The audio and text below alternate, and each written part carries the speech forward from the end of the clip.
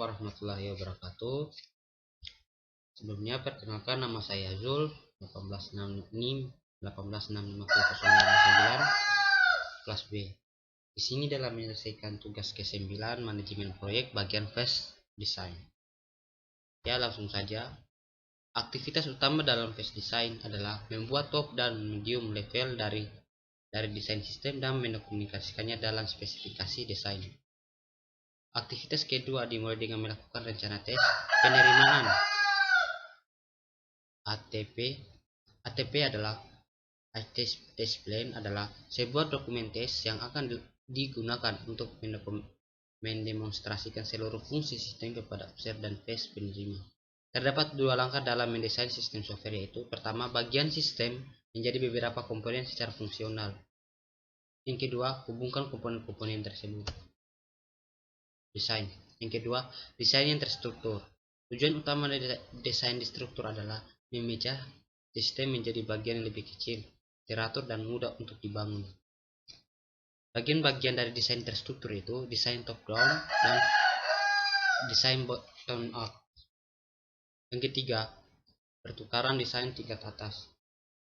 Umumnya, banyak desain tingkat atas yang dapat mencapai atau memperoleh hasil yang sama dari sebuah sistem software. Contohnya desain tingkat atas, top level, hanya salah satu yang untuk memecahkan sistem ABC ke dalam komponen-komponen utama. 4. Desain tingkat menengah.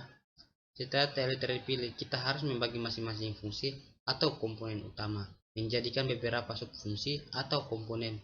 Kita akan melihat bagaimana hal tersebut dilakukan untuk menggabungkan sistem perusahaan. Buzzwording diawali dengan memberikan nomor setiap komponen utama pada TLD. Yang kelima, kamus desain, disclaimers. Modul kamus yang pertama itu Dictionary 1, yaitu berdasarkan urutan angka sesuai dengan nomor urut komponen. Dictionary yang kedua yaitu berdasarkan urutan alfabet dengan nama komponen. Dictionary yaitu berdasarkan urutan alfabet yang menjelaskan singkat. Kamus data umum, daftar alfabet, menyusun semua parameter yang ditunjukkan pada tanda panah aliran data untuk setiap menjelaskan tipe, panjang, batasan, dan modul yang digunakan. Yang keenam yaitu modul terstruktur atau sejauh mana Anda dapat merincinya. Sebuah modul terstruktur memiliki ciri-ciri sebagai berikut. 1. Berfungsi sepenuhnya sebagai fungsi tunggal. 2. Ukuran yang kecil.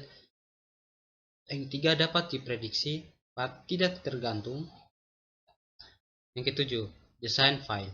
Dapat dinilai yang sesungguhnya adalah Anda mulai mendesain file dengan melihat file dari case analysis, kebutuhan dan desain seperti atas yang sejauh ini dihasilkan. 8. Sistem manajemen database rasional database management system. Penghematan waktu yang diakibatkan oleh pemakaian yang mudah difleksibilitas. Membuat RDBMS yang dapat terdapat sebuah komputer yang baik, investasi sebagai yang berharga. Keuntungan dari analisis dan desain terstruktur: mengurangi jumlah kesalahan. Tabel statistik berikut ini diambil dari survei oleh TRK untuk proyek besar Customer Service System Engineering, yaitu yang bertanggung jawab untuk memastikan bahwa modul DC, baik software maupun hardware, benar-benar bebas dari virus. Yang ke-10, proses desain. Tim desain, tim, pertemuan desain. Yang ke-11 yaitu dokumentasi teknik. Pertimbangkan hal-hal yang ketika menulis dokumentasi teknik itu, gunakan bahasa yang formal dan tepat, gunakan gambar, diagram, dan terstruktur dan sejenisnya. Buatlah agar maksud dari desain menjadi jelas dan beberapa halaman pertama urutan. Keempat, cobalah untuk konsisten pada grafik-grafik struktur kalimat. Ke-12, standar ketentuan pada waktu desain. Buatlah aturan standar seperti beberapa ketentuan desain, parameter pendahului, penanganan kesalahan, standar pemrograman, dan yang kelima, program memulai dengan template ini dan mengendasi kode proses. Garis besar spesifikasi desain. Spesifikasi desain terdiri atas judul halaman, gambar umum, daftar hardware, software yang akan dipakai, diagram desain, dan beberapa modul desainer yang umum. Keenam, beberapa kebiasaan penerimaan modul yang umum. Yang ketujuh, parameter yang dipakai dan data dictionaries. 8. Penanganan kesalahan. 9. Standar pemrograman terstruktur. Alat pemrograman terstruktur. Top level design termasuk struktur diagram TLD. Medium level design, modul dan kampus data, file dan database. Yang ke-14 yaitu pengujian desain. Ketika desain telah diselesaikan, semuanya harus berjalan dengan benar. Maksudnya adalah untuk menjamin hal-hal sebagai berikut.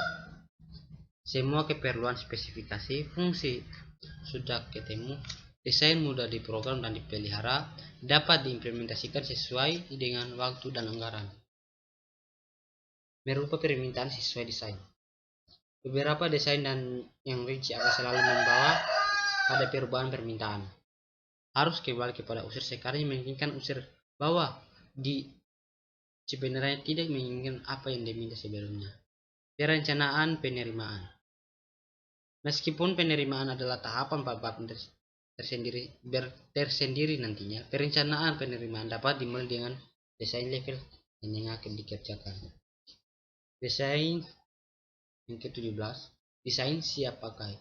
Ketika hendak mengambil keputusan di antara beberapa teknis suatu masalah, lebih mudah mengambil keputusan yang meminat terhadap orang apa. Adakan pertemuan dengan beberapa ahli untuk melakukan TLD siap pakai. Penerimaan itu memilih TLD yang terbaik. Mungkin itu saja yang dapat saya jelaskan dari tugas ke-9 bagian face design.